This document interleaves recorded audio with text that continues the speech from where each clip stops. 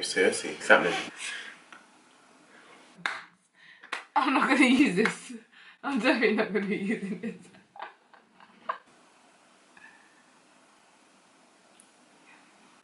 I don't know, man. I feel awkward.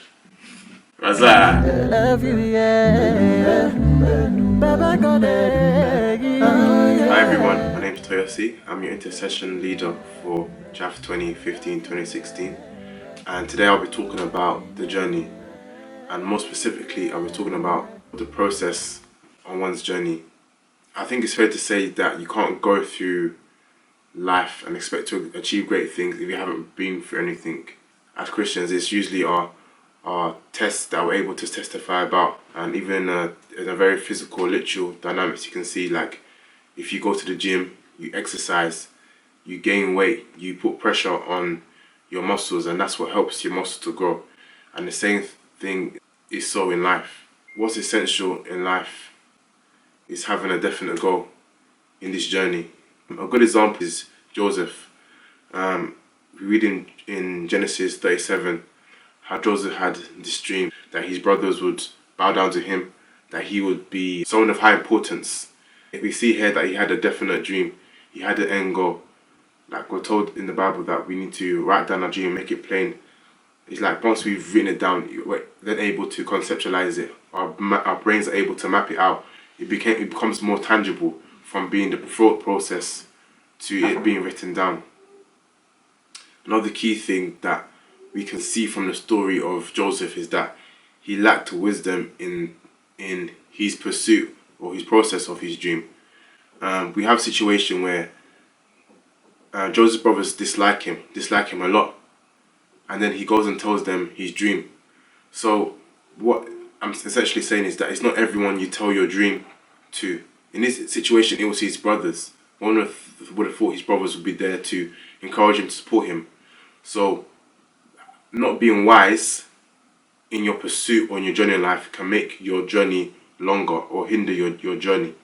In this situation, it wasn't wise, or in the way that Joseph did so, to converse with his brothers in that manner. And then now we have a situation in Genesis 37 where he's then sold by his brothers. They've had enough of him. They have an opportunity to sell him. It's another story entirely that his brothers or his oldest brother should have been the one to help him or say, like, no, this is wrong. But that's for another day. But then we have a situation here where Joseph is sold into slavery. This is what I call moments of darkness where one builds character. So despite the fact that Joseph was in a situation where he was sold into slavery into an Egyptian man's house, he still worked diligently. He still made the best of his situation, and he still believed God would be faithful to him. So much so that Potiphar basically gave him everything in the household. That he was so blessed that people from a foreign country were able to recognize that he was blessed. Are you still going to feel blessed or feel like you have a dream or a purpose when you're in moments of darkness? The Joseph that we see in the next following chapters is not the same Joseph we met in Genesis 37 right at the beginning. What is happening is he's building character. He's changing. He's changing inside and out. How he reasons, how his belief system is changing. So we have a situation where Potiphar's wife tries to make advances with Joseph, but his belief system was so strong that he said no. So in the story, she grabs him and he tries to run. For someone to grab your clothes and it to tear means that he literally purposely ran out, and he was very strong-minded about the need for him to be out of that situation. This is a character trait that's needed for someone to be in a position of great power. So we're seeing over time how Joseph is changing. His character is changing. He's becoming a greater man, and that's what's allowing him to, in the end, to be that which God called him to be. Because of that situation, Potiphar's wife told her husband, and her husband was very angry, and they since kicked him out, and he was then put into prison for a crime that he hadn't committed in the first place. But then we're told about a situation where two people who had formerly worked for Pharaoh needed interpretation of their dreams. Joseph helps them, and even when he's helping them, he recognizes that it's God Almighty that gave him the ability to help them.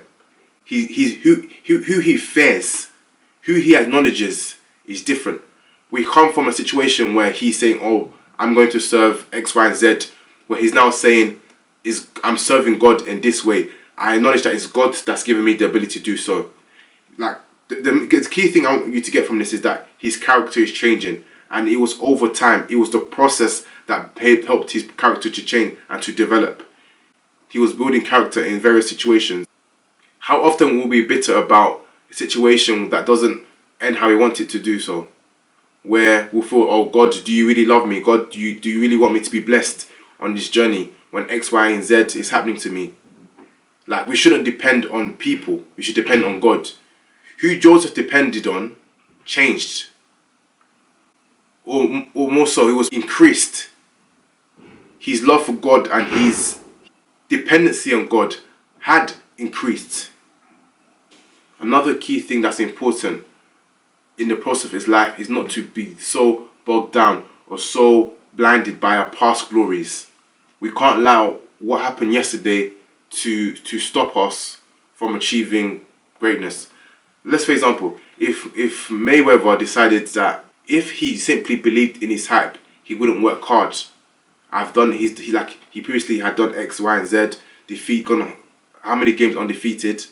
If he had allowed his past success to stop him from working hard, he would have lost his latest fight. So we can't allow things that we've done in the past or past achievements to be a hindrance to us. Another key thing in the pursuit of life or in the purpose of life is what I call the shedding process. We have an example here where Joseph physically leaves his household.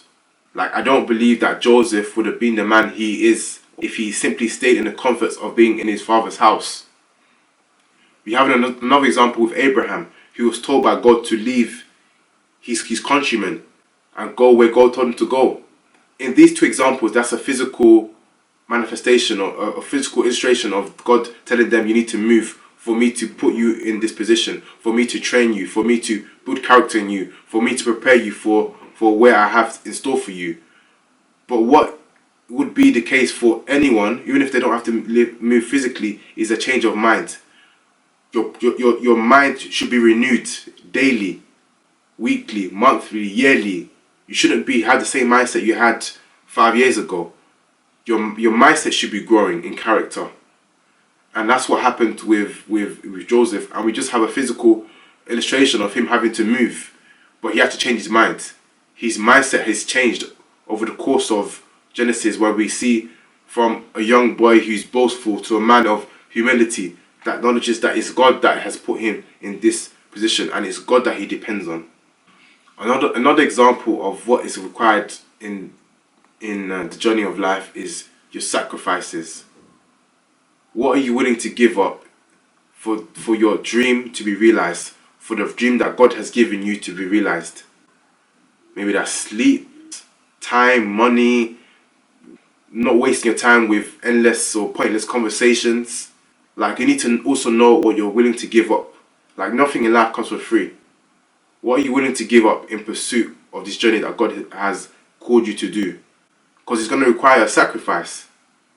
I just want to leave you with the simple message that we need to know what we want and fall in love with the process. Jesus himself realized the need to go through the process of things. We hear about Jesus when he's 12 years old, wowing the religious leaders. But we don't hear about Jesus again until he's 30. In that time, he was training to be a rabbi, going through various tests and assessments to see if he deems and is qualified as being worthy of being a rabbi in those days. God Almighty created the world in 7 days. There was a process of things. There was an order of things. He didn't jump or do any shortcuts. So I just leave you the words of encouragement that know what you want and fall in love with the process. Thank you very much for watching this. I hope you were blessed. Love you, yeah. Baba, God,